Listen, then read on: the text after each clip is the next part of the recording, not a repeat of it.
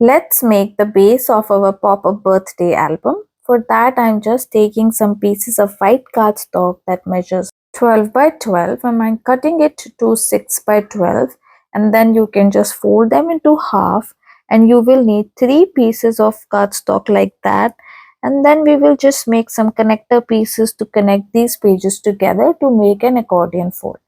Now, to participate in my challenge, you can read the captions down below. If you need a detailed measurement guide for the same, just comment down below measurements and I will share the details for that.